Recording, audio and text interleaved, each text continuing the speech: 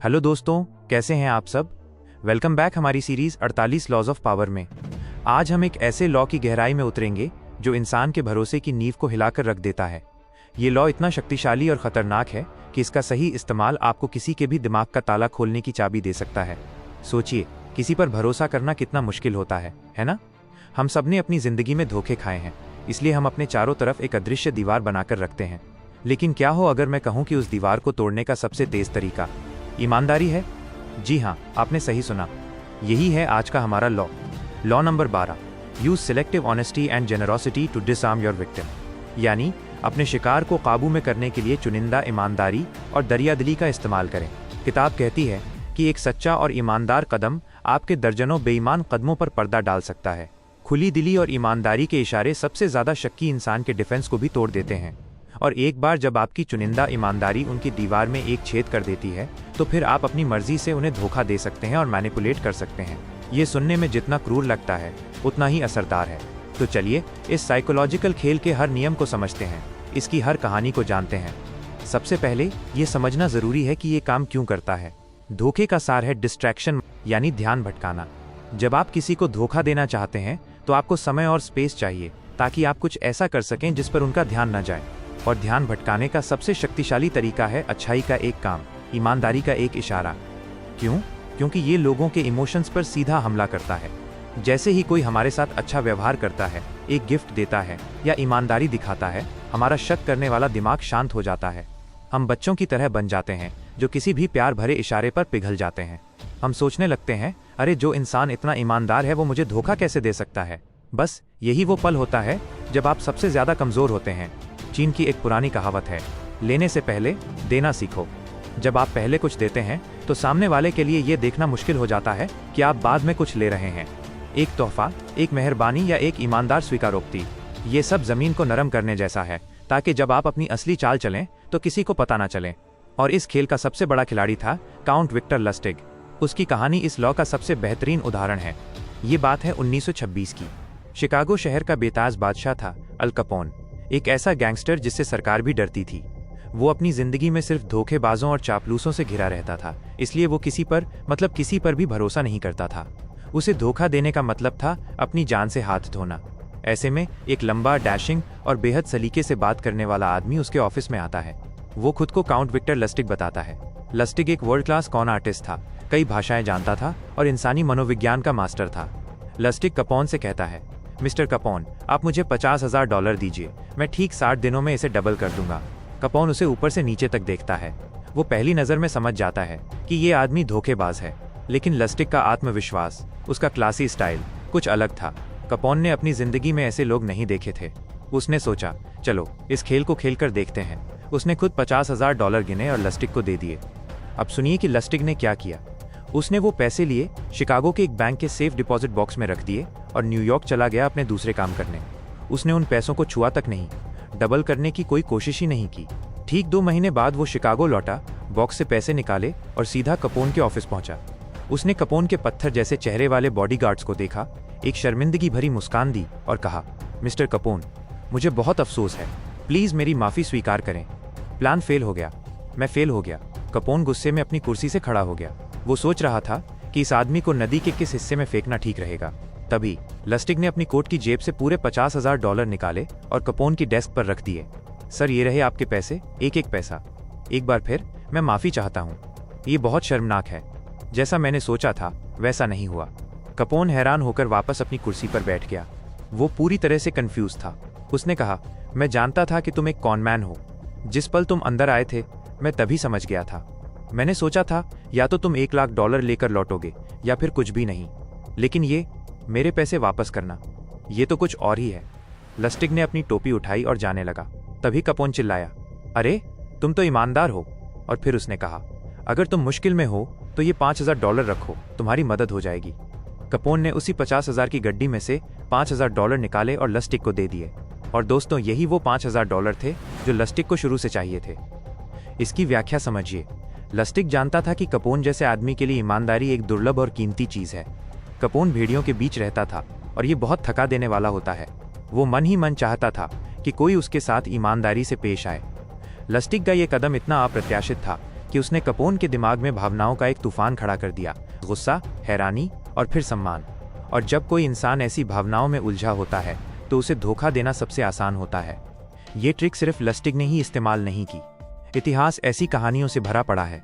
19वीं सदी के अमेरिका में जे गोल्ड एक बहुत बड़े करोड़पति थे और अल कपोन की तरह ही किसी पर भरोसा नहीं करते थे। उनकी रेलरोड कंपनी में नकली स्टॉक सर्टिफिकेट्स की बाढ़ आ गई थी, जिससे उन्हें भारी नुकसान हो रहा था। तभी एक स्कॉटिश लॉर्ड जॉन गॉर्डन उनकी मदद के लिए आया। गॉर्डन ने कुछ हैंडराइटिंग एक्सपर्ट्स को हायर करके ये साबित कर दिया कि असली गुनहगार गोल्ड की कंपनी के ही कुछ बड़े अधिकारी थे। गोल्ड उसका आभारी हो गया। इस एक ईमानदारी के काम ने गोल्ड को अंधा कर दिया। इसके बाद गॉर्डन ने गोल्ड के साथ पार्टनरशिप की और कई बार स्टॉक खरीदने के नाम पर उससे पैसे लिए। अंत में 1873 में गॉर्डन ने अपने सारे स्टॉक बेच दिए, जिससे गोल्ड को लाखों का नुकसान हुआ और वो गायब हो गया। बाद में पता चला कि उसका असली नाम जॉन क्राउनिंग फील्ड था और वो कोई लॉर्ड नहीं था। पहले इंप्रेशन की ईमानदारी ने गोल्ड को आने वाले खतरे के सारे संकेतों से अंधा कर दिया था। प्राचीन चीन में चेंग राज्य के ड्यूक वू हु नाम के शक्तिशाली राज्य पर कब्जा करना चाहते थे। उन्होंने अपना प्लान किसी को नहीं बताया। सबसे पहले उन्होंने अपनी बेटी की शादी हु के शासक से कर दी, जिससे दोस्ती का दिखावा हो। फिर उन्होंने अपने मंत्रियों की एक सभा बुलाई और पूछा, मैं एक मिलिट्री अभियान पर विचार कर रहा हूँ, हमें किस देश पर हमला करना चाहिए। जैसा कि उन्होंने उम्मीद की थी, एक मंत्री ने कहा, हमें हु पर हमला करना चाहिए। ड्यूक ने गुस्सा होने का नाटक किया और कहा, हु अब हमारा रिश्तेदार राज्य है, तुम ऐसा सुझाव देने की हिम्मत कैसे करते हो। और उसने उस मंत्री को मरवा दिया। जब हु के शासक ने यह सुना तो उसे लगा कि ड्यूक वू सच में ईमानदार और वफादार है। उसने अपनी सुरक्षा की कोई तैयारी नहीं की। कुछ हफ्तों बाद चेंग की सेना ने हु पर हमला किया और उसे हमेशा के लिए जीत लिया। ट्रोजन हॉर्स की कहानी तो हम सबने सुना है।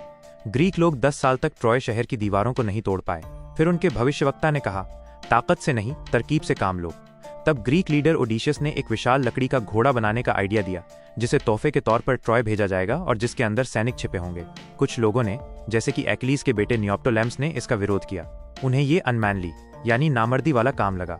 लेकिन बाकी सैनिकों ने और 10 साल लड़कर मरने के बजाय धोखे से मिली जीत को चुना। घोड़ा बनाया गया। ट्रॉय के लोगों ने उसे एक शानदार तोहफा समझकर शहर के अंदर ले लिया और बाकी इतिहास है। एक तोहफे ने वो कर दिखाया जो 10 साल की लड़ाई नहीं कर सकी। रोमन जनरल कैमिलस फैलिस्कन्स शहर को घेर कर बैठे थे, पर जीत नहीं पा रहे थे। एक दिन उस शहर का एक टीचर शहर के सबसे अमीर और बड़े लोगों के बच्चों को लेकर कैमिलस के पास आया। उसने कहा, इन्हें बंधक बना लो, शहर आत्मसमर्पण कर देगा। लेकिन कैमिलस ने उन बच्चों को बंधक बनाने से इनकार कर दिया। उसने उस टीचर के कपड़े उतरवाए, हाथ पीछे बंधवाए और हर बच्चे के हाथ में एक छड़ी देकर कहा, इस गद्दार को पीटते हुए वापस शहर ले जाओ। कैमिलस के इस महान और दयालु काम का फैलिस्कन्स पर इतना गहरा असर हुआ कि उनका लड़ने का हौसला ही टूट गया। उन्होंने खुद ही सरेंडर कर दिया। एक चुनिंदा नेकी के काम ने पूरी जंग जितवा दी। अब इस लॉ का सबसे दिलचस्प हिस्सा, क्या होगा अगर आपकी इमेज पहले से ही एक धोखेबाज और झूठे इंसान की है? तब अगर आप अचानक ईमानदारी दिखाएंगे तो लोग आप पर और ज्यादा शक करेंगे। उन्हें लगेगा ये जरूर कोई नई चाल है। ऐसे मामलों में आपको उल्टा काम करना होता है। आपको एक धोखेबाज की तरह ही पेश आना होता है। इसके लिए हम फिर से अपने हीरो काउंट विक्टर लस्टिग के पास चलते हैं। अपने करियर के सबसे बड़े कॉन में लस्टिग आईफिल टावर को कबाड़ के भाव में बेच रहा था। उसने एक उद्योगपति को यकीन दिला दिया था कि वो एक सरकारी अधिकारी है। डील फाइनल होने वाली थी, लेकिन आखिरी पल में उस खरीदार को शक होने लगा। लस्टिग ने यह भांप लिया। अब उसने क्या किया? उसने ईमानदारी नहीं दिखाई। उसने उस उद्योगपति को कोने में ले जाकर धीरे से कहा कि उसकी सरकारी तनख्वाह कितनी कम है, घर चलाना कितना मुश्किल है, यानी उसने रिश्वत मांगी। जैसे ही उसने रिश्वत मांगी, वो खरीदार रिलैक्स हो गया। उसका सारा शक मिट गया। उसने सोचा, हाँ, अब ये असली सरकारी अफसर लग रहा है। ये सब तो बेईमान होते ही हैं, और उसने खुशी खुशी पैसे दे दिए। देखा आपने, यहाँ बेईमानी ने उसे भरोसेमंद बना दिया। इसका एक और उदाहरण है फ्रांस के महान डिप्लोमेट टैलीरैंड। उनकी इमेज एक मास्टर झूठे और धोखेबाज की थी। तो वो क्या करते थे? वो जानबूझकर लोगों के सामने अविश्वसनीय कहानियां सुनाते थे और ऐसी बातें कहते थे जिन पर कोई यकीन नहीं कर सकता था। उनकी इस बेईमानी का कोई मकसद नहीं होता था, सिवाय इसके कि वो उस असली पल को छिपा सकें जब वो सच में किसी को धोखा दे रहे होते थे। एक बार उन्होंने दोस्तों के बीच बड़ी ईमानदारी से कहा, बिजनेस में इंसान को अपने पत्ते खोलकर रखने चाहिए। जो भी उन्हें जानता था वो हैरान रह गया। एक ऐसा आदमी जिसने जिंदगी में कभी अपने पत्ते नहीं दिखाए, वो दूसरों को ऐसा करने की सलाह दे रहा है। अपनी बेईमानी की इमेज को गले लगाकर उन्होंने धोखा देने की अपनी क्षमता को हमेशा जिंदा रखा। तो दोस्तों, लॉ नंबर 12 हमें क्या सिखाता है? एक सिंगल मूव, एक ईमानदार या दरियादिल काम आपके दर्जनों बुरे कामों पर पर्दा डाल सकता है। मनोवैज्ञानिक हथियार, ये लॉजिक पर नहीं, इमोशंस पर हमला करता है, लोगों का डिफेंस तोड़ता है और उन्हें कमज़ोर बनाता है। ट्रोजन हॉर्स, तोहफा, मेहरबानी या ईमानदारी, ये सब धोखे को छिपाने के सबसे अच्छे लिफाफे हैं। सावधानी, ये आग से खेलने जैसा है। अगर आपकी ईमानदारी का नाटक पकड़ा गया तो लोगों की नफरत और गुस्सा दोगुना हो जाएगा। आपका काम बिल्कुल असली लगना चाहिए। जैसा कि महान कॉन आर्टिस्ट काउंट लस्टिग ने खुद कहा था, जब तक मेरे सामने कोई शिकार ना हो तो हर चीज़ बेरंग लगती है। जिंदगी खाली और निराशाजनक लगती है। मैं ईमानदार लोगों को नहीं समझ सकता। वे बोरियत से भरी हताश जिंदगी जीते हैं। इस लॉ को इस्तेमाल करना है या नहीं, ये आपकी नैतिकता पर है। हमारा काम आपको इन शक्तिशाली टूल्स के बारे में बताना है। इनका इस्तेमाल कैसे करना है, ये चुनाव आपका है। तो ये था लॉ नंबर 12 पूरी डिटेल में। आप इसके बारे में क्या सोचते हैं, नीचे कमेंट्स में ज़रूर बताएं। वीडियो पसंद आया तो लाइक, शेयर और सब्सक्राइब करना ना भूलें। मिलते हैं अगली बार एक और लॉ के साथ।